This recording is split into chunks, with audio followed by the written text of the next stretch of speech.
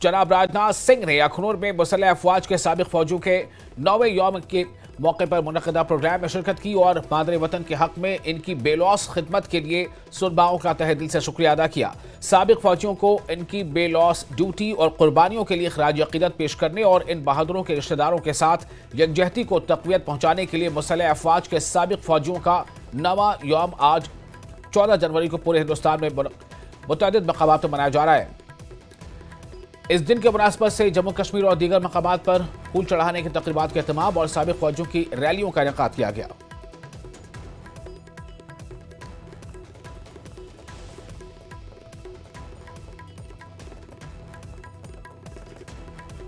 मकर संक्रांति और नव वर्ष की हार्दिक शुभकामनाएं देता हूं। ऐसा माना जाता है कि मकर संक्रांति का दिन अपने परिवार वालों के साथ मनाया जाना चाहिए। तो आज मैं अपनी लार्जर फैमिली यानी हमारे वेटरन्स के साथ संक्रांति का पर्व मनाने आप सबके बीच यहां आया हूं। साथियों, नाम इसके भले ही अलग अलग हों, लेकिन आज के दिन का उल्लास पूरे देश में एक जैसा ही रहता है। इसलिए इस मंच से मैं आज के दिन का उत्सव मनाने वाले हर एक भारतीय को अपनी तरफ से ढेर सारी हार्दिक शुभकामनाएं देता हूं। और ये अच्छी बात है कि इस बार का वेटरन्स डे समारोह हम सब अखनूर कश्मीर में मना रहे हैं। यह निश्चित रूप से हमारे लिए बहुत बड़ा क्षण है, क्योंकि आप देखिए 3 वर्षों से जाने अनजाने में या फिर चाहे अनचाहे सरकारों ने कश्मीर को अलग तरीके से ट्रीट किया है। इसका परिणाम यह हुआ है कि हमारे कश्मीरी भाई बहन कभी भी उस तरह का जुड़ाव महसूस नहीं कर पाए। मैं इतिहास के उन पन्नों को नहीं पलटना चाहता हूं, मैं बस यही कहना चाहता हूं कि वो पुराने दिन अब चले गए। अब हमारी सरकार की सबसे बड़ी प्राथमिकता है कि हमें कश्मीर और देश के बाकी हिस्सों में जो भी थोड़ी बहुत दिलों की दूरियां रही होंगी उसको मिटा देना है। और मैं उमर अब्दुल्ला साहब जो यहाँ के मुख्यमंत्री हैं, मैं उनको बधाई देना चाहता हूं कि इस दिशा में उनके द्वारा कदम उठाए जा रहे हैं। सरकार में आने के बाद हम अपने प्रयासों को जमीनी धरातल पर लेकर आए हैं। इस हमारे लिए कश्मीर क्या है यह ज्यादा बतलाने की जरूरत नहीं है। अखनूर में वेटरन डे का मनाया जाना इस बात को साबित करता है कि हमारे दिल में जो स्थान दिल्ली का है वही स्थान अखनूर का है, वही स्थान यह कश्मीर का है। और वजीर दिफा राजनाथ सिंह ने पाकिस्तान को शदीद तंबीह दी है। राजनाथ सिंह ने कहा है कि पाकिस्तान मकबूजा कश्मीर में जारी लॉन्च पैड्स और दहशतगर्दाना सरगर्मियां फौरी तौर बंद करे। उन्होंने कहा कि अगर पाकिस्तान ने इन सरगर्मियों को न रोका तो इसके संगीन नताइज भुगतने होंगे।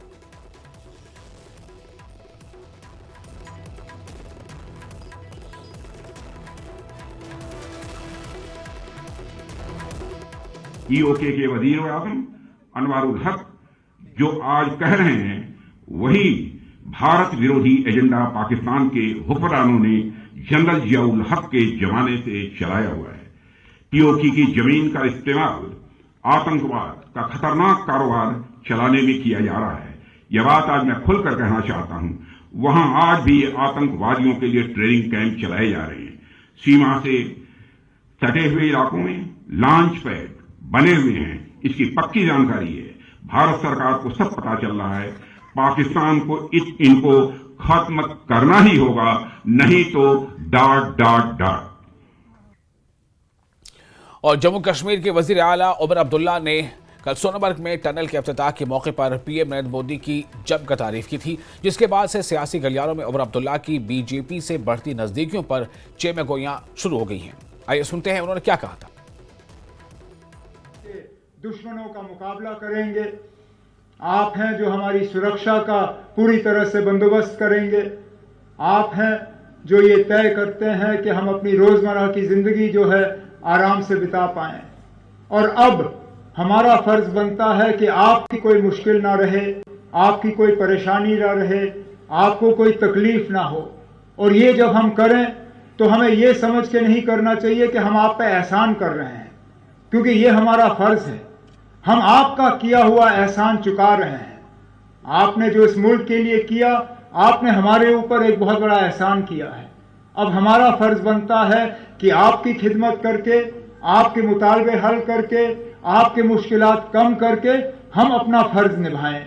और मैं आज इस मौके पे आप सबको यकीन दिलाना चाहता हूं कि जम्मू कश्मीर हुकूमत के तरफ से जितना अभी तक हमने किया है वो हम जारी रखेंगे। लेकिन अगर कहीं पे कोई कोताही रही हो, कोई खामी रही हो, कोई कमजोरी रही हो, तो हमारे तक वो पहुंचा दीजिएगा ताकि हम उसको दुरुस्त करें। हमारी कोशिश रहेगी कि रिक्रूटमेंट में जहां रिजर्वेशन का सिलसिला आपके लिए रखा गया है उसको पूरी तरह से इस्तेमाल किया जाए। जो माली मदद की जाती है, जो स्कीम्स के तहत फाइनेंशियल सपोर्ट आपको मिलता है, उसमें किसी तरह की रुकावट नहीं होनी चाहिए। उसमें वक्त पे आपको जो माली मदद मिलनी चाहिए वो आप तक पहुंच जानी चाहिए। कोशिश ये रही है कि एक सर्विसमैन और हमारे दरमियान जो ताल्लुकात हैं उनको और बेहतर और ज्यादा मजबूत किया जाए। ये कहते हुए मुझे कोई हिचकिचाहट नहीं है कि मेरे मंत्रिमंडल में भी एक पूर्व सैनिक का बेटा जो है वो मंत्री के तौर पे मेरी मदद कर रहा है, सतीश शर्मा साहब। और ये सतीश और मैं मिलके आपको यकीन दिलाते हैं कि जहां कहीं आपको हमारी जरूरत पड़ेगी, जहां कहीं हमारी हुकूमत आपकी रोजमर्रा के मुतालबों और मुश्किलातों में थोड़ी सी भी कमी ला पाएगी, हम जरूर वो आपके साथ कंधे से कंधा मिला के ये काम जो है हम करेंगे। क्योंकि जैसे मैंने कहा, आप लोगों की अब खिदमत करना, आप लोगों की मदद करना ये हमारा फर्ज है और हम अपना फर्ज जो है पूरी तरह से इसको अंजाम देंगे। और जम्मू कश्मीर के लेफ्टिनेंट गवर्नर मनोज सिन्हा ने कहा है कि आज मैं अपने आप को खुशकिस्मत समझता हूं कि इस मौके पर मैं अपने के दरमियान मौजूद हूं। जिन्होंने अपने कल की फिक्र नहीं की, जिन्होंने अपनी जान की परवाह नहीं की, अब आपकी मुश्किलात को कम करना हमारा फर्ज है। मैं आपको यकीन दिलाना चाहता हूं कि आप लोगों की खिदमत और मदद करना हमारा फर्ज है और हम अपना फर्ज पूरा करेंगे, ऐसा एलजी मनोज सिन्हा ने कहा।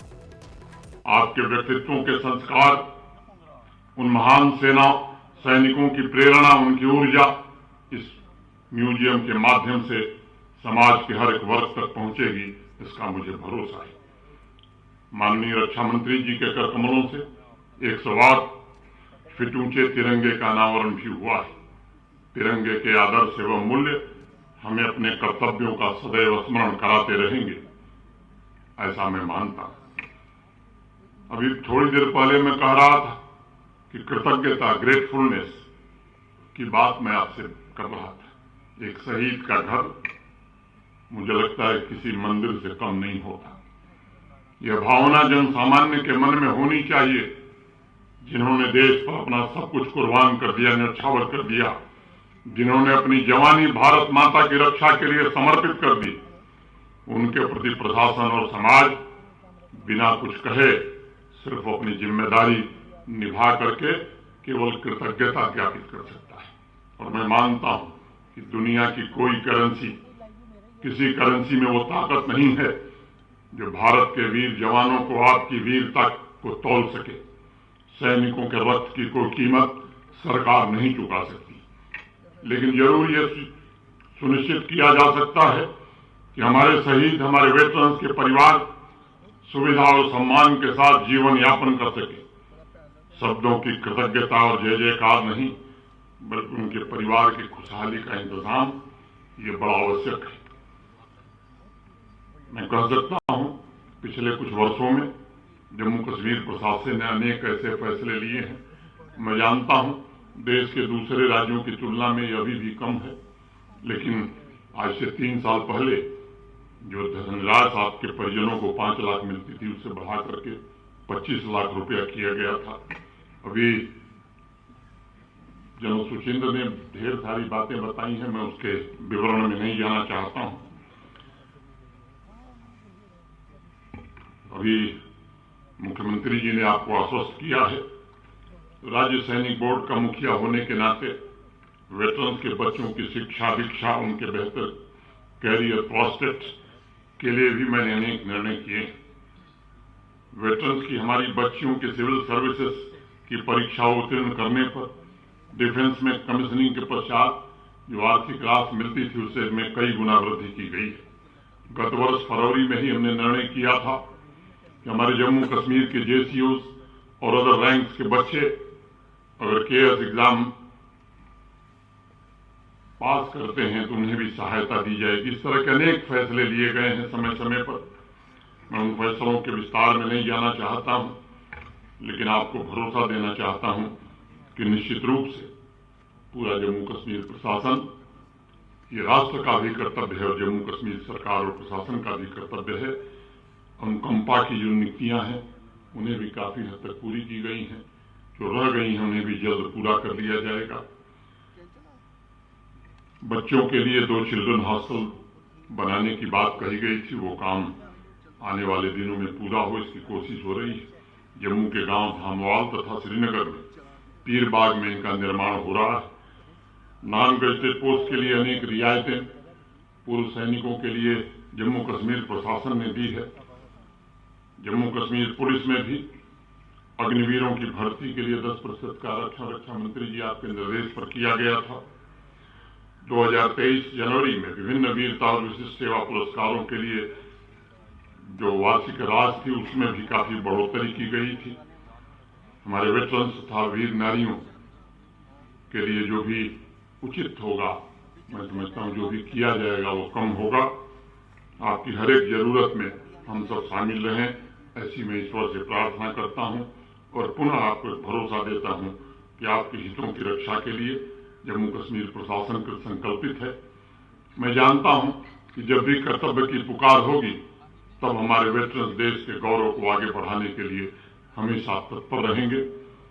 हमारे ऋषियों ने प्रार्थना की कृतम में दक्षिणे हस्ते जयो में सभ्य आहति, अर्थात मेरे दाएं हाथ में पुरुषार्थ और बाएं हाथ में विजय हो। हमारे वेटरन्स का भी यही मूल मंत्र है। आप सभी के लिए मेरी ईश्वर से प्रार्थना है। मैं एक बार पुनः शीश झुकाकर आप सबको नमन करता हूं।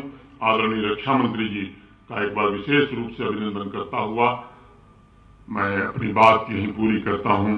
जय हिंद। और इस मौके पर हथियारों की नुमाइश भी की गई, जिन्हें हाल ही में फौज में शामिल किया गया है। इनमें एंटी ड्रोन सिस्टम भी शामिल है, जो दुश्मन के ड्रोन को जाम करने और तबाह करने की सलाहियत रखता है। यह सिस्टम फौज की दिफाई कुव्वत में एक अहम इजाफा है और दुश्मन की जदीद टेक्नोलॉजी का मुकाबला करने के लिए इंतहाई मौसर साबित होगा। पिछले कुछ सालों में देखा जाए तो पाकिस्तान की तरफ से जो ड्रोन की थ्रेट है उसमें काफ़ी इजाफा हुआ है। हमने इंटरनेशनल बॉर्डर और LOC लाइन ऑफ कंट्रोल पर भी देखा है, कई दफ़ा पाकिस्तान की तरफ से ड्रोन के माध्यम से वेपन्स और उसके साथ जो नारकोटिक्स है उसको भेजने की कोशिश की जाती है। लेकिन उसी को ध्यान में रखते हुए अब भारत में ही बना हुआ ये man pack portable counter drone system तैयार किया है, जो अपने आप में काफ़ी उपयोगी है, काफ़ी अहम है।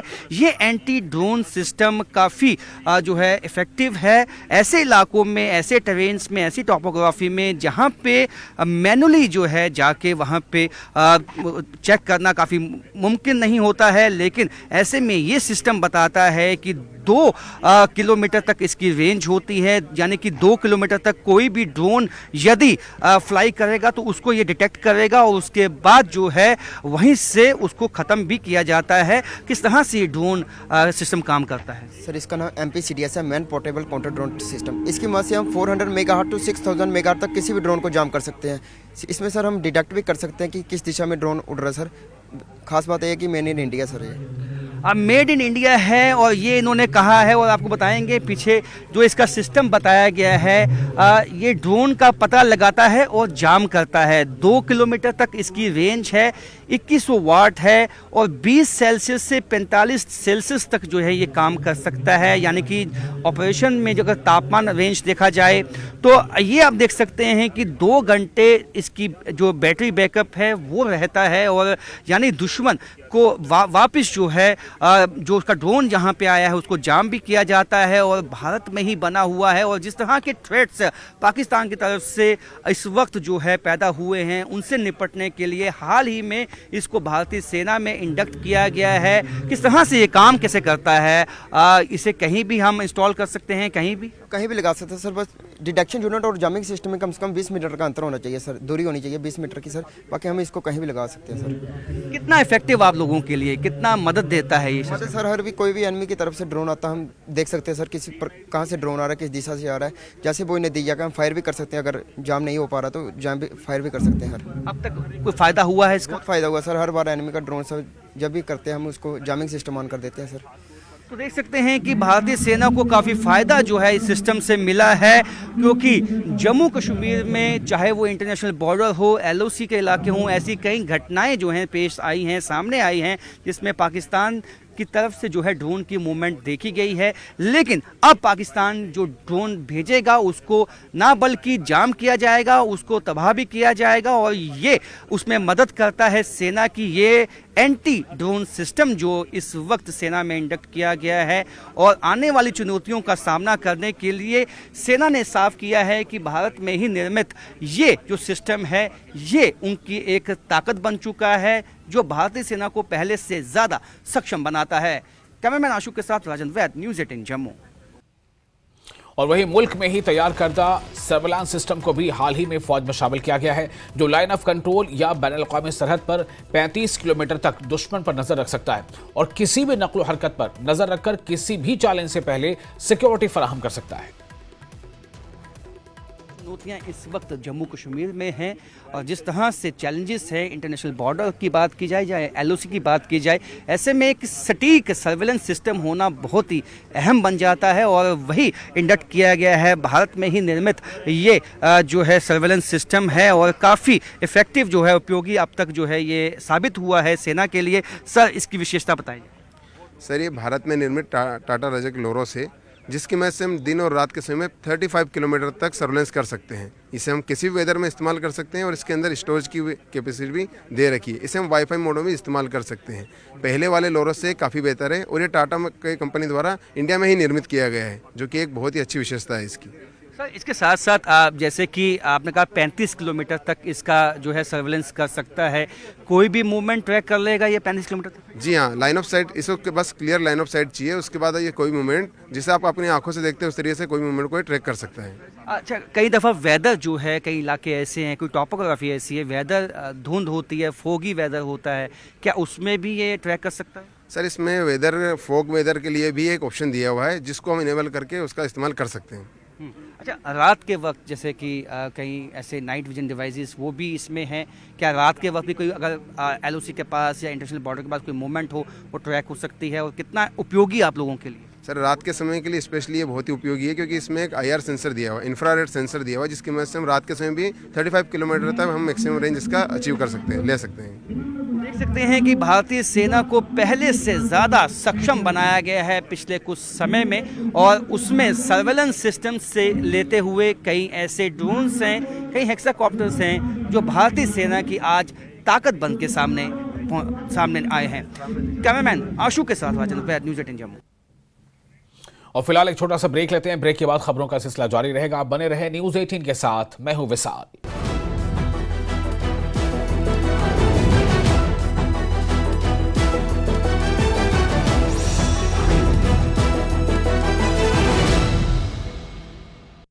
इनको आयुर्वेद।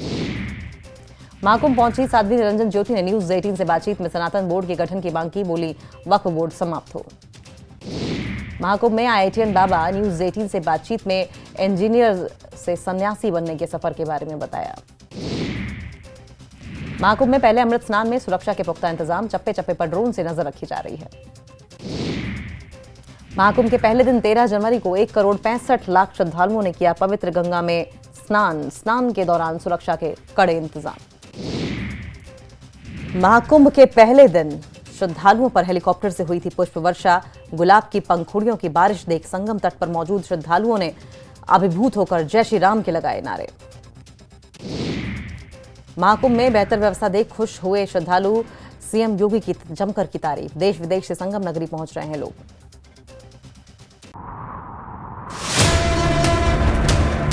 सत्ता के प्रभाव से विपक्ष के वार तक समझेंगे राजनीति का हर दांव पेच।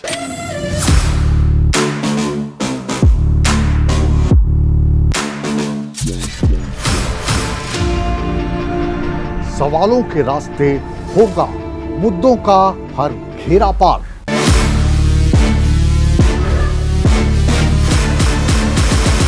चक्रव्यूह देखिए मुकेश राजपूत के साथ सोमवार से शुक्रवार शाम 5:56 पर।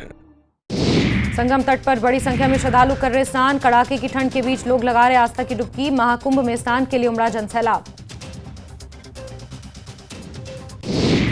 आज 13 अखाड़ों के साधु संत लगाएंगे आस्था की डुबकी। सबसे पहले महानिर्वाणी अखाड़े के नागा सन्यासियों का स्नान। संगम तट पर पहुंच रहे अखाड़ों के साधु संत रथ पर सवार होकर निकल रहे।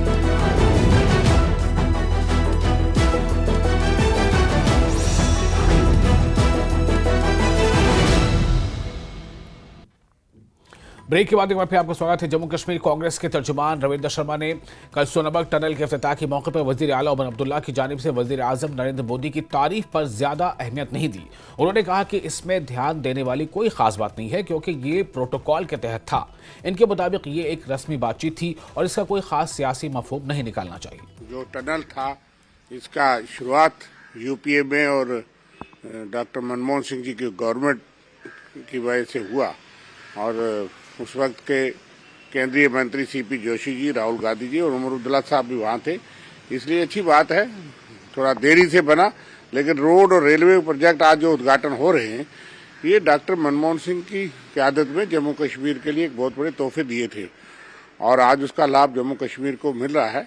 कुछ मर्यादाएं प्रधानमंत्री, मुख्यमंत्री जो होती हैं उन मर्यादाओं के तहत जो भी कहना वो जरूरी बात है, लेकिन जिस रियासत को छीन लिया गया हो, जिसका दर्जा घटा दिया गया हो, इतने सालों से वादे करके पार्लियामेंट और सुप्रीम कोर्ट तक अश्योरेंस जनता में भी दिया गया हो, वो पूरा ना हो, उसका याद दिलाना जरा जरूरी था कि जम्मू कश्मीर के युवा बेरोजगार सबसे बड़ी बेरोजगारी है और जरूर जो है मैं समझता हूं कि उसका जिक्र कहीं ना कहीं आना चाहिए था। जम्मू कश्मीर के अवाम ने एक मैंडेट दिया था, वो बीजेपी और मोदी गवर्नमेंट की पॉलिसीज के खिलाफ मैंडेट दिया था, जिसके तहत आज जो है वो सरकार जो है वो नॉन बीजेपी सरकार जहां कोलिशन है नेशनल कॉन्फ्रेंस कांग्रेस की, हमारा लक्ष्य तो ये है कि बीजेपी की गलत नीतियां जो है उनका विरोध होगा। विकास तो हर सरकार का काम है कि उसको कैरी फॉरवर्ड करना, चलाना, और विकास की गति जो है उसमें और तेजी आनी चाहिए। इसलिए जम्मू कश्मीर के अवाम बहुत उम्मीदें रखते हैं सरकार से और उन उम्मीदों के मुताबिक जब भी प्रधानमंत्री यहाँ आएंगे वो तो सरकारी फंक्शन में ही आएंगे। को ये याद दिलाना और कहना वो समझता हूँ कि जरूरी है और उसमें भी याद दिला देते मुख्यमंत्री साहब तो बेहतर होता है। और बीजेपी के तर्जुमान अल्ताफ ठाकुर ने अपोजिशन जमातों को वजीर आजम नरेंद्र मोदी और उमर अब्दुल्ला के ताल्लुकात पर तनकीद करने पर शदीद रद्द-ए-अमल जाहिर किया है। ठाकुर ने वाज़ेह किया कि सोनबर्ग टनल का इफ्तिताह एक सरकारी तकरीब थी, न कि नेशनल कॉन्फ्रेंस या बीजेपी का कोई प्रोग्राम। उन्होंने कहा कि तरक्याती मंसूबे जैसे कि हाल ही में इफ्तिताह शुदा टनल को सियासी इंतकामी कार्रवाइयों और तनकीद से दूर रखना चाहिए। हमारे साथ अभी बीजेपी के सीनियर लीडर और स्पोक्स पर्सन अल्ताफ ठाकुर जुड़े हुए, मजीद बात करते हैं। ठाकुर साहब, हमने देखा कल जब इनॉग्रेशन हुई इतनी बड़ी आइकॉनिक टनल की प्रधानमंत्री के द्वारा, वहां पर चीफ मिनिस्टर और बाकी लोग भी थे जिन्होंने स्टेज शेयर किया। उसके बाद से ही पीडीपी है या सजाद लोन है या कई सारे सीनियर लीडर्स हैं, वो कह रहे हैं कि आज उमर अब्दुल्ला जो है वो अब बीजेपी के ऑफिशियली वर्कर बन गए हैं, कार्यकर्ता बन गए हैं, जिस हिसाब से उनकी बॉडी लैंग्वेज थी, जिस हिसाब से उनकी बाकी हाव भाव थे। देखिए, कल एक ऐतिहासिक दिन था जम्मू कश्मीर के लिए जब जड़मोर टनल, जिसको सोनमर्ग टनल के नाम से जानते हैं, उसकी इनाग्रेशन देश के प्रधानमंत्री जनाब नरेंद्र मोदी जी ने की। और ये गवर्नमेंट फंक्शन थी, ये ना नेशनल कॉन्फ्रेंस की कोई फंक्शन थी और ना बीजेपी कोई फंक्शन थी। As a prime minister Modi ji आए और एज चीफ मिनिस्टर उमर साहब ने उनका खैर मकदम किया, उनका वेलकम किया। और जहां तक कल उमर साहब ने मोदी जी की तारीफें की है, तारीफें हमेशा उस इंसान की जाती है जो इंसान सच्चा हो, जो इंसान सच्चाई पे हो, जो अपनी कमिटमेंट पूरा करता है। जिस तरह कल मोदी जी ने कहा, जो मैं कहता हूं वो मैं करता हूं, और उमर साहब ने वही गिनवाया जो मोदी जी ने कमिटमेंट की और अब तक पूरी की है।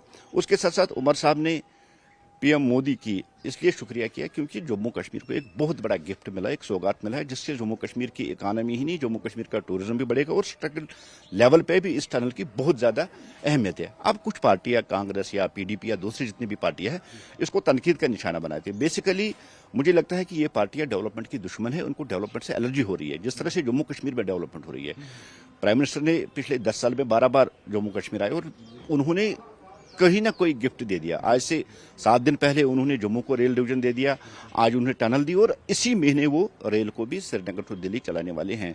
मुझे लगता है ये पार्टियां जो इस पे तनकीद कर रही है, चाहे वो उमर साहब पे या इस पे कर रही है, मुझे उनको एक बार देखना चाहिए कि ये डेवलपमेंट हो रही है, development work. As a chief minister Omar साहब का फर्ज था कि वो पीएम साहब का शुक्रिया करिए जिन्होंने इतनी बड़ी सौगात जम्मू कश्मीर को दे दी है। अब जाती तौर पर इसको एक पर्सनल इशू बना के उमर साहब या दूसरे लोगों पर टारगेट करना, मैं समझता हूँ ये गलत है। ऐसे लोग डेवलपमेंट के दुश्मन है, डेवलपमेंट नहीं देखना चाहते जम्मू कश्मीर से। जिस तरह से जम्मू कश्मीर को वापस मोदी जी ने जन्नत बनाया, वही बेनजीर जन्नत जो मिलिटेंसी या दहशतगर्दी से पहले थे। और आज जो जम्मू कश्मीर आप देख रहे हैं, आज मिलिटेंसी खत्म है, दहशतगर्दी खत्म है और आज का जम्मू कश्मीर में सिर्फ डेवलपमेंट हो रही है। और टनलों पे टनलें यहाँ नरेंद्र मोदी जी ने दी है, देश के रोड मंत्री नितिन गडकरी ने दी है और जम्मू कश्मीर पुराने ही की तरह बड़ी तेजी के साथ आज डेवलपमेंट की तरफ बढ़ रहा है। हम इसलिए मोदी जी का शुक्रिया अदा कर रहे हैं क्योंकि इतनी ठंड में वो कल आए और इन्होंने जम्मू कश्मीर के लोगों को एक बड़ी सौगात दी। शुक्रिया। न्यूज़ 18 के लिए अयूब खान के साथ श्रीनगर से मैं सरोज कफील। और जम्मू कश्मीर पीपल्स कॉन्फ्रेंस के सदर सज्जाद लोन ने न्यूज 18 से खुसूसी गुफ्तगू में वजीर आजम नरेंद्र मोदी के सोनबर्ग टनल के इफ्तिताह के मौके पर उमर अब्दुल्ला के रवैये पर सख्त तनकीद की। उन्होंने इल्जाम लगाया कि उमर अब्दुल्ला आवाम की खिदमत के बजाय बीजेपी क़यादत को खुश करने में ज्यादा दिलचस्पी रखते हैं। लोन ने कहा कि उमर अब्दुल्ला जो पहले बीजेपी को सख्त तनकीद का निशाना बनाते थे और अवामी हिमायत हासिल करते थे, अब अपनी पॉलिसियों से उनके खिलाफ ही जा रहे हैं। उन्होंने मजीद कहा कि नेशनल कॉन्फ्रेंस जो हमेशा बीजेपी के खिलाफ सियासत करती थी, अब इक़्तिदार की खातिर अपनी बुनियादों से हटती नजर आ रही है। आपकी ट्वीट्स के थ्रू दिख रहा है, किस तरीके से देख रहे हैं कल जो पीएम मोदी ने यहाँ टनल इनॉग्रेट की, उसके बाद जो उमर अब्दुल्ला का बिहेवियर रहा, हालांकि पीडीपी ने भी क्रिटिसाइज किया उस पर, और आप जो आपका सरकास्टिक वे होता है हमेशा ट्विटर पे, आपने कहा है कि कहीं ना कहीं बस खुशामदी चल रही है इस वक्त।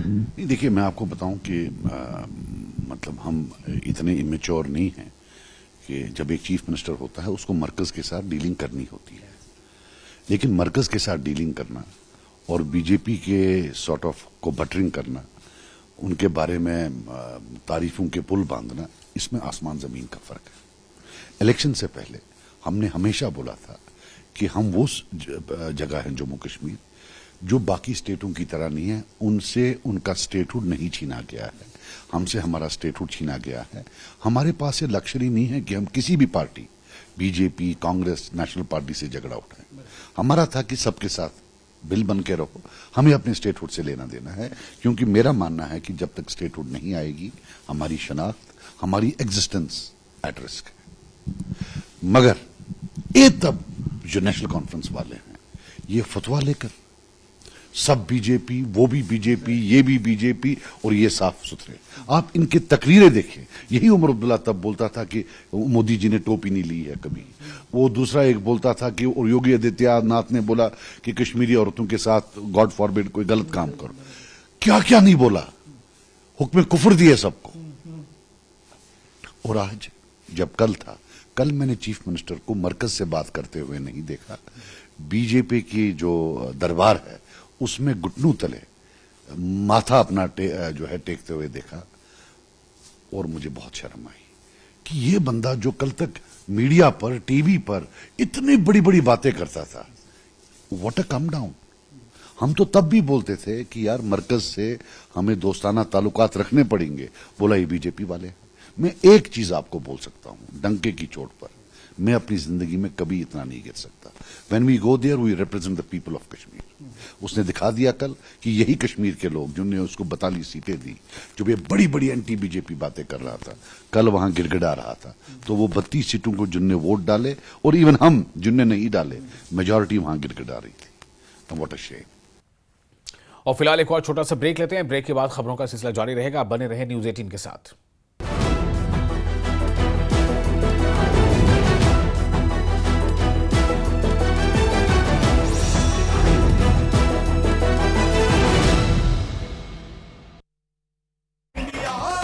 मकर संक्रांति के पहले स्नान में दिखा आस्था का सैलाब, साधु संतों का अमृत स्नान जारी। आज 13 अखाड़े करेंगे अमृत स्नान। सीएम सैनी 7 फरवरी को मंत्रियों के साथ करेंगे स्नान। महाकुंभ 2025 के पहले अमृत स्नान में अखाड़ों का स्नान जारी। 13 अखाड़ों से जुड़े साधु संत लगा रहे हैं संगम में डुबकी। महाकुंभ में अखाड़ों के अमृत स्नान में परंपरा का हुआ पालन। सुबह 6:15 बजे श्री पंचायती अखाड़ा महानिर्वाणी के साधुओं ने लगाई संगम में डुबकी। सबसे आखिर में श्री पंचायती अखाड़ा निर्मल के साधु करेंगे स्नान। महाकुंभ में ब्रह्म मुहूर्त आते ही नागा सन्यासियों ने लगाई संगम में डुबकी। धर्मध्वज को लेकर पहुंचे थे नागा सन्यासी।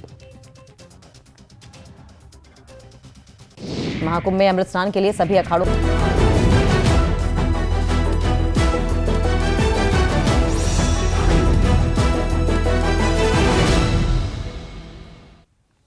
ब्रेक के बाद एक बार फिर आपका स्वागत है। बीजेपी के तर्जुमान अल्ताफ ठाकुर ने श्रीनगर में पार्टी हेडक्वार्टर में एक प्रेस कॉन्फ्रेंस के दौरान कांग्रेस को जम्मू कश्मीर में तरक्की मुखालिफ करार दिया।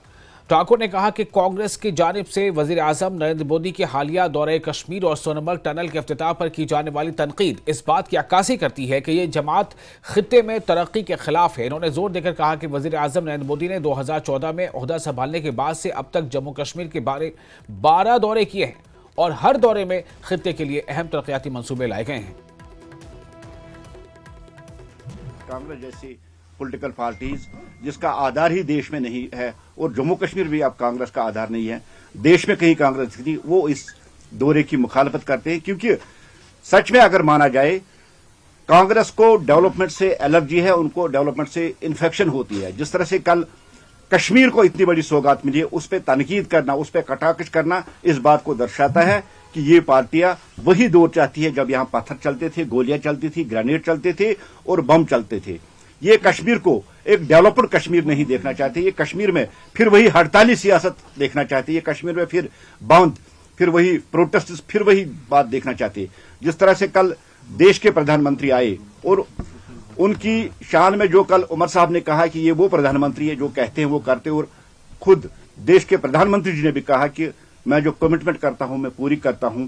और कल यहां के चीफ मिनिस्टर साहब ने भी वही बात दोहराई कि उन्होंने जो प्रॉमिस किए थे वो प्रॉमिस उन्होंने पूरे कर दिए। इसका मतलब है कि मोदी जी की जो कमिटमेंट है वो कमिटमेंट वो पूरी करते, चाहे वो इलेक्शन की हो, चाहे दूसरे रिलेटेड जो इश्यूज कश्मीर में रहे हैं उनको उन्होंने पूरा कर दिया है। हम यही मान के चले कि जम्मू कश्मीर देश का ताज है और देश के इस ताज को संवारना, इस पे और ज्यादा डेवलपमेंट करना, ये हमेशा भारतीय जनता पार्टी वाली गवर्नमेंट और खासकर मोदी जी के दिल में रही और उनके हमेशा दिमाग में रही कि जम्मू कश्मीर को हम टेररिज्म से निकाल के एक टूरिज्म हब बना दी, जिसमें वो कामयाब भी हो गई।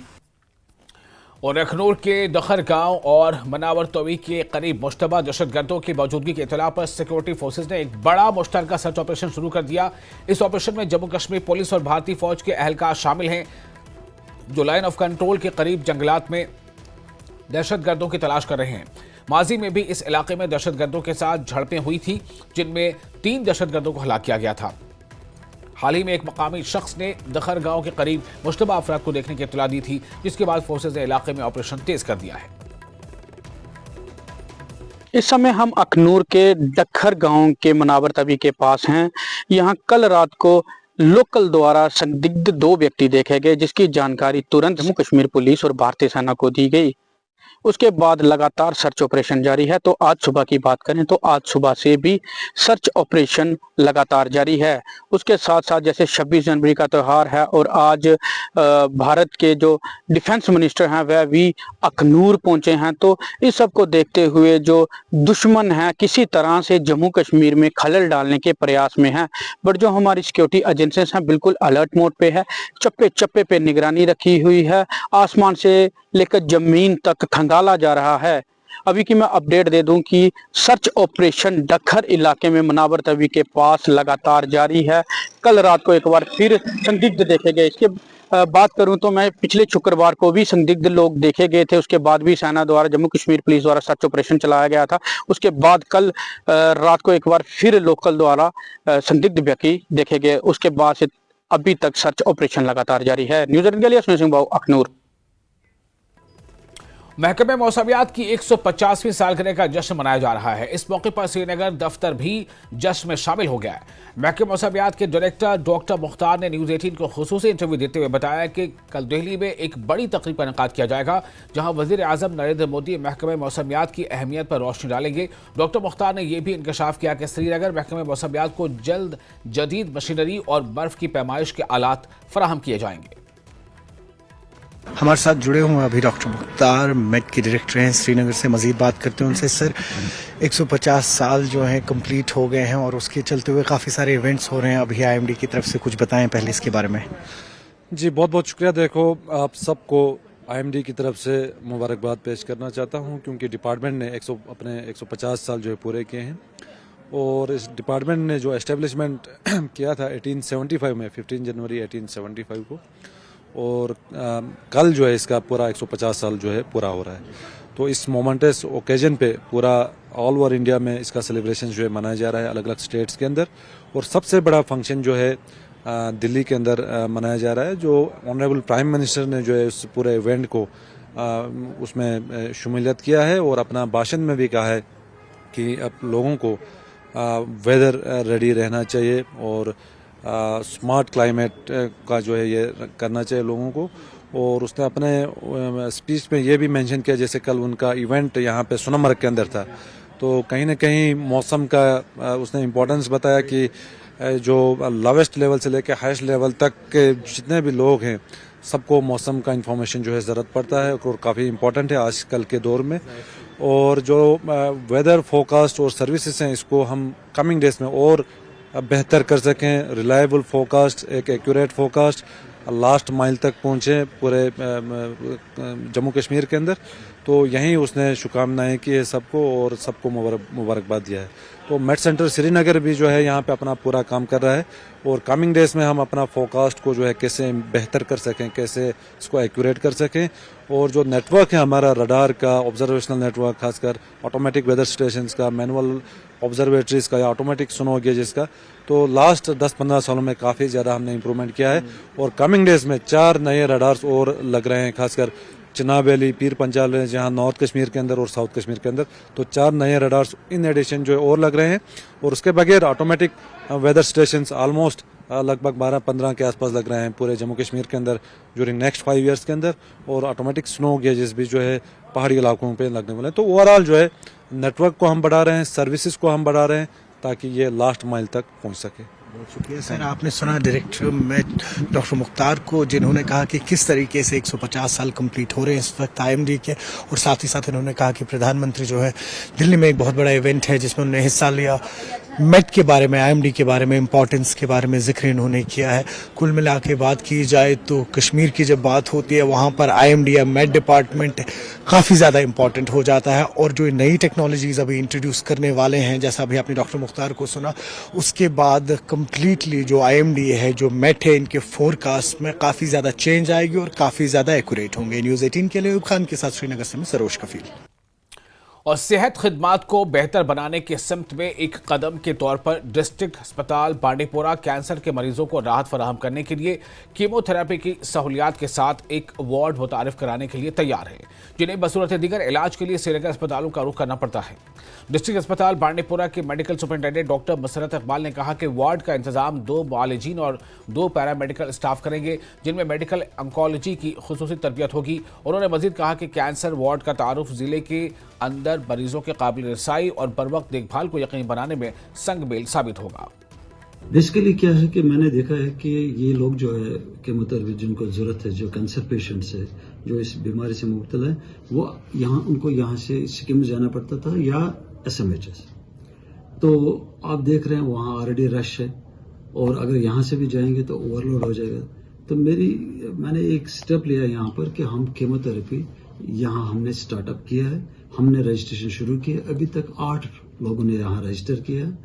लेकिन मेरी गुजारिश ये है लोगों से कि वो आए और अपना नाम यहाँ दर्ज करें, ताकि हम देखेंगे उनका जो प्रोटोकॉल है उसमें कौन कौन सी दवाई है और इंशाल्लाह कुछ दवाएं भी उनको यहाँ वागुजार होंगे। दूसरा कि यहाँ कीमोथेरेपी उनको day care from 10 o'clock to 4 o'clock रहेगा। और सीआरपीएफ के जवानों ने सन्ना भदरवा में सीआरपीएफ हेडक्वार्टर में लोहड़ी का त्यौहार मनाया। जवानों ने यह त्यौहार रिवायती रस्म रिवाज और हम आहंगी के साथ मनाया। इस मौके पर जवानों के साथ साथ अफसरान में भी हम आहंगी और जश्न का जज्बा देखने को मिला। सीआरपीएफ के जवानों ने अपने खानदानों से दूर एक अलाव जलाया और पंजाबी लोकगीत गाते हुए इसके गर्द चक्कर लगाए। उन्होंने त्यौहार के दौरान फर्क वाराना, हम आहंगी, भाईचारे और इत्तेहाद का पैगाम दिया। 33 बटालियन सीआरपी जो कि डोडा भद्रवा में तैनात है और यहाँ एंटी मिलिटेंट ऑपरेशन वगैरह करती है और लॉ एंड ऑर्डर में डिप्लॉयड है। तो हमारे सारे जवान जो अपने परिवार से बिछड़ करके या दूर रख के यहाँ तैनात है, तो हम लोगों ने भी जो भी हमारे पर्व त्यौहार है बहुत हर्षोल्लास से मनाते हैं। और आज लोहड़ी का त्यौहार है, तो हम अपने जवानों के साथ जो हमारे परिवार के सदस्य हैं इनके साथ मिल करके अपने बटालियन मुख्यालय हेडक्वार्टर के अंदर इसको बड़े धूमधाम से और हर्षोल्लास से मना रहे हैं। हम लोग भद्रवा में सरना में हमारा जो कैंप है, यहाँ हर क्षेत्र के आदमी मौजूद है, हर भाषा का आदमी मौजूद है। और ये लोहड़ी का त्यौहार ऐसा एक त्यौहार है सारा भारतवर्ष में मनाया जाता है, तो सभी का घर में भी मनाया जा रहा है। हम लोग भी अगर छुट्टी में जो जवान है घर में परिवार के साथ मना रहा है, लेकिन जो जवान को छुट्टी नहीं है वो इधर प्रेजेंट है, तो वो सब हम एक साथ जो है इस त्यौहार को एक साथ मना रहे हैं, चाहते कि हम जो घर में नहीं है ये एहसास नहीं हो हम लोग। तो ये हम एक परिवार है और इसमें हम सब मिलके इस त्योहार को मनाते हैं। और आने वाला भी जो भी त्योहार होता है, होली, दीपावली, जिसमें हम लोग को छुट्टी नहीं मिलता है, तो सभी त्योहार हम एक साथ मनाते हैं। यहाँ पर सभी धर्म के लोग सभी त्योहार को बहुत ही अच्छी तरीके से मनाते हैं।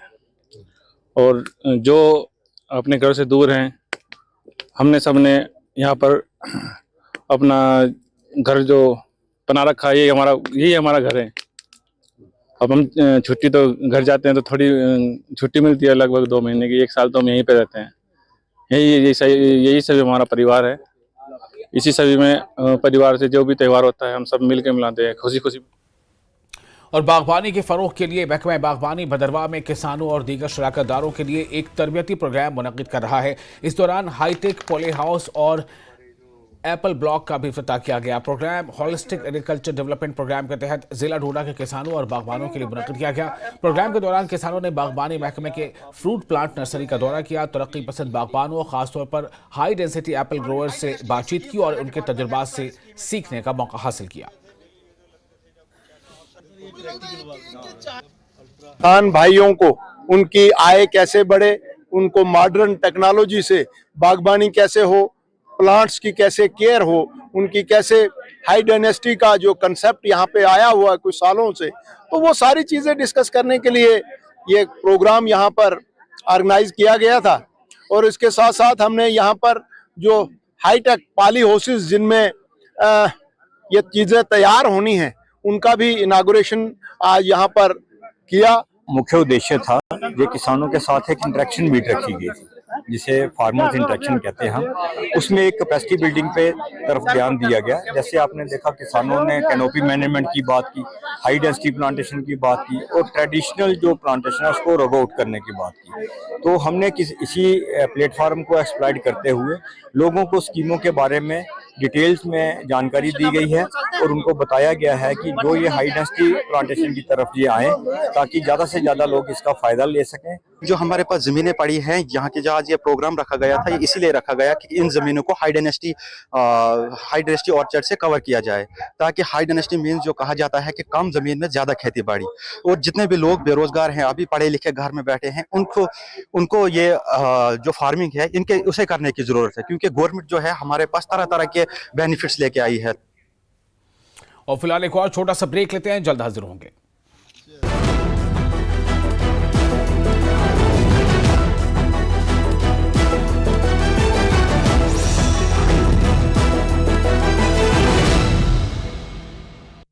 आपके डेली महाकुंभ में पड़ोसी देश नेपाल से आए श्रद्धालुओं ने लगाई आस्था की डुबकी। पहले अमृत स्नान में दिखा आस्था का सैलाब। संगम नगरी में अखाड़ा मार्ग पर भारी पुलिस बल की तैनाती। पीएसी, घुड़सवार पुलिस और अर्धसैनिक बल लगातार कर रहे हैं पेट्रोलिंग। 144 सालों के बाद महाकुंभ में देश विदेश से करोड़ों की संख्या में प्रयागराज पहुंचे श्रद्धालु। महाकुंभ में स्नान करने से पाप से मुक्ति और पुण्य की प्राप्ति भक्तों को होती है। महाकुंभ में एप्पल के पूर्व सीईओ स्टीव जॉब्स की पत्नी पर बोले कैलाशानंद गिरी जी महाराज। कहा वो सनातन धर्म से प्रभावित होकर आई हैं, कल्पवास नहीं करेंगी, साधना करेंगी। आनंद अखाड़े के कुमार स्वामी जी महाराज ने सभी से महाकुंभ में स्नान करने की अपील की। बोले महाकुंभ में शांति है। महाकुंभ में स्नान को यूपी के सीएम योगी आदित्यनाथ ने बताया सनातन संस्कृति और आस्था का जीवन स्वरूप। एक्स पर लिखा, अमृत स्नान का पुण्य अर्जित करने वाले सभी श्रद्धालु जनों का अभिनंदन। महाकुंभ में सुंदरता के लिए चर्चित हुई हर्षा ने खुद को साध्वी होने से किया इनकार। न्यूज 18 से बातचीत में कहा वो साध्वी नहीं है बल्कि कैलाशानंद जी से मंत्र दीक्षा ली है। महाकुंभ पहुंची साध्वी निरंजन ज्योति ने न्यूज 18 से बातचीत में सनातन बोर्ड के गठन की मांग की। बोली वक्फ बोर्ड समाप्त हो। महाकुंभ में IITian बाबा न्यूज 18 से बातचीत में इंजीनियर से सन्यासी बनने के सफर के बारे में बताया। महाकुंभ में पहले अमृत स्नान में सुरक्षा के पुख्ता इंतजाम, चप्पे चप्पे पर ड्रोन से नजर रखी जा रही है। महाकुंभ के पहले दिन 13 जनवरी को 1,65,00,000 श्रद्धालुओं ने किया पवित्र गंगा में स्नान के दौरान सुरक्षा के कड़े इंतजाम। महाकुंभ के पहले दिन श्रद्धालुओं पर हेलीकॉप्टर से हुई थी पुष्प वर्षा। गुलाब की पंखुड़ियों की बारिश देख संगम तट पर मौजूद श्रद्धालुओं ने अभिभूत होकर जय श्री राम के लगाए नारे।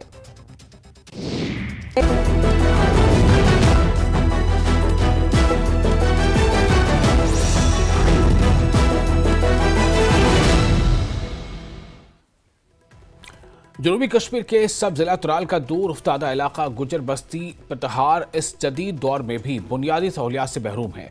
इलाके में राब्ता सड़क, पीने के पानी और मोबाइल नेटवर्क न होने की वजह से आबादी को सख्त मुश्किलात का सामना है। लोगों का कहना है कि राब्ता सड़क खस्ता हाल होने की वजह से इलाके तक गाड़ी नहीं आती है, जिसकी वजह से इन्हें बीमारों को चारपाई के जरिए मेन सड़क पर पहुंचाना पड़ता है। वहीं इलाके में पीने के पानी की भी अदम दस्तियाबी है और लोगों को इन सर्दियों के अय्याम में दूर दूर से पानी हासिल करना पड़ता है। उधर इलाके में मोबाइल नेटवर्क न होने की वजह से इन्हें राशन लेने में भी दिक्कतों का सामना करना पड़ता है। लोगों ने सरकार से इनके मसाइल को हल करने की मांग की है। अब सर ये बारिशें, बर्फबारी है, विंटर का मौसम है, हमें प्रॉब्लम होती है सर। पीने के लिए पानी हम उधर से लाए थे, आधा किलोमीटर दूर है, उधर से जाके लाते हैं। तीसरा मसला है सर इसका नेटवर्क यहाँ पे किसी का आता नहीं है सर, ना जियो का आता है ना एयरटेल का आता है। हमने सर उनको बोला था कंपनी वालों को, लेकिन जियो की कंपनी वालों को भी फ़ोन किया था, लेकिन सर कोई हमारी बात नहीं उठाते। हम सबसे इशू है कि रोड का, पहले रोड का इशू है। 2002 में रोड बनी है, ये तो तब त्राल में किसी गांव में रोड नहीं थी। उसके बाद शहजन दूध पथरी दूध कॉलोनी यहाँ रोड बनी है, लेकिन हमारी 2002 से रोड पेंडिंग है। इस रोड का काम यहाँ ऊपर लगभग 30-40 घरे, लेकिन हमें पैदल ही कोई बीमार होगा पैदल ही लाना पड़ेगा, कंधों पे उठाकर और कंधों पे ले जाना पड़ेगा, क्योंकि रोड का बहुत इश्यू है। अगर हम इस बस्ती की बात करेंगे, इस बस्ती में बुनियादी सहूलियात का फुकदान है। अगर हम बात करेंगे यहाँ जो पीने का पानी का मसला, सबसे बड़ा मसला यहाँ पे है पीने के पानी का। रोड बनाया गया है मनरेगा के तहत, लेकिन उस पर गाड़ियाँ नहीं चल सकती हैं क्योंकि वो खस्ताहाली का शिकार हो गया है। इस तरह अगर हम देखेंगे ये जो बस्ती है करीबन 50 घर यहाँ पे रहते हैं, लेकिन बहुत सारे मुश्किलात का सामना करना पड़ता है इन लोगों को। इन्होंने सरकार से अपील की है कि जल्द अज जल्द कोई ना कोई इंतज़ाम किया जाए इन लोगों के लिए, ताकि ये भी अच्छी तरह अपनी ज़िंदगी गुजर बसर कर सकें। न्यूज़ 18 जम्मू कश्मीर लद्दाख हिमाचल के लिए मैं गुलशनपोरा से सईद मंजूर। और चंद्रीगाम अवंतीपुरा में तुराल अवंतीपुरा अहम राब्ता सड़क पर मौजूद पुल पर एक तरफ से बड़ा शगाफ हो गया है, जिसकी वजह से यहां इंसानी जिंदगी को खतरा लाहक हो गया है।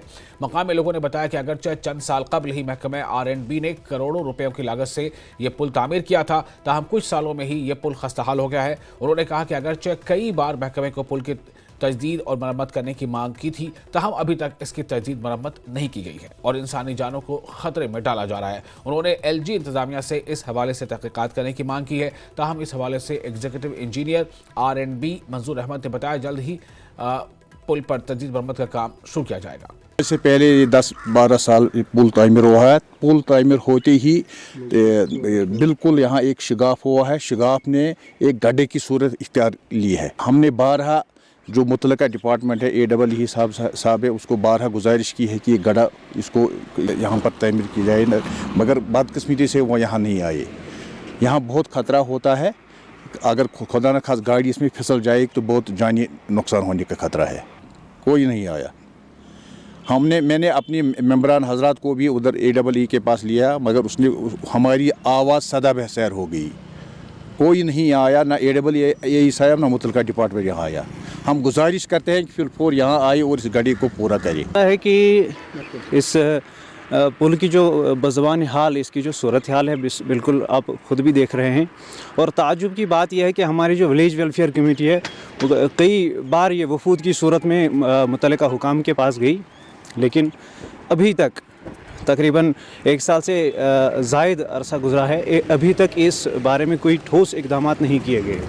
तो हमारी गुजारिश ये है कि ये किसी की जान का सवाल होता है। ये एक बिज़ी रूट है, दिन रात यहाँ गाड़ियाँ चलती हैं और यहाँ पर जो है पैदल लोगों की आमद रफ्त भी बहुत ज़्यादा है। ये एक गांव हमारा यहाँ पे है, वहाँ से बच्चे इस गांव में आते हैं, स्कूल में पढ़ते हैं या बुज़ुर्गों को यहाँ आना होता है। पैदल जो राहगीर हैं उनको भी काफ़ी मुश्किलात का सामना करना पड़ता है। और अफसोस का मकाम ये है कि इंतज़ामिया के जितने भी अफसरान हैं वो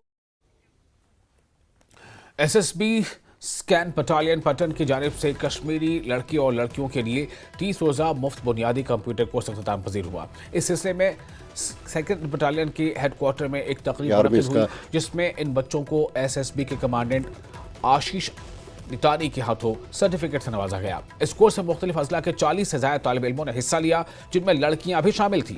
माहिरीन ने इन तालिब इल्मों को टेक्नोलॉजी के इस दौर में बुनियादी सतह पर ही तैयार किया है ताकि आगे चलकर ये अपना करियर संवार सकें। इन बच्चों ने एसएसबी 2nd बटालियन का शुक्रिया अदा किया। इस मौके पर एसएसबी के कमांडेंट ने खिताब करते हुए कहा कि सिक्योरिटी फोर्सेस की कोशिश रहती है कि नौजवानों को अच्छे रास्ते पर लाकर मुल्क की खिदमत के लिए तैयार करना। बेसिक कोर्स कर रहे हैं जो कि हमें एसएसबी की तरफ से फ्री प्रोवाइड किया गया है।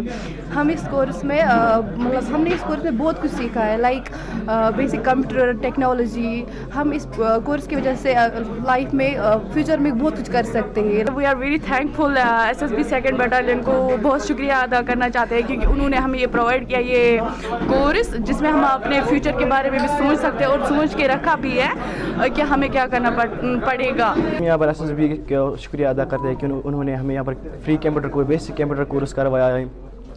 पटन के 2nd बटालियन हमें ये कंप्यूटर कोर्स करवाया है, हम उनका शुक्रिया अदा कर रहे हैं। ये कंप्यूटर हमें आज नहीं बल्कि हमारे फ्यूचर में भी बहुत काम आएगा। जितने भी हमारे कश्मीरी नौजवान हैं, नौजवान महिलाएं हैं, उनके वोकेशनल ट्रेनिंग में विभिन्न प्रकार के प्रोग्राम आयोजित करते रहते हैं। उसी की ही एक कड़ी में ये एक बेसिक कंप्यूटर कोर्स का 1 महीने का प्रोग्राम। और पुलवामा के तालीम याफ्ता रज़ाकार नौजवानों ने जिले में नेशनल इंस्टीट्यूट ऑफ टेक्नोलॉजी के क़याम के लिए मुहिम का आगाज़ कर दिया है। इस सिलसिले में लेफ्टिनेंट गवर्नर मनोज सिन्हा को एक मेमोरेंडम पेश किया गया है, जिसमें न्यूआ पुलवामा के करेवा ज़मीन पर NIT कायम करने की दरख्वास्त की गई है। मेमोरेंडम में हुकूमत से गुजारिश की गई है कि NIT के क़याम के लिए ज़मीन हासिल की जाए और ज़मीन मालिकान को मुनासिब मुआवजा फराहम किया जाए।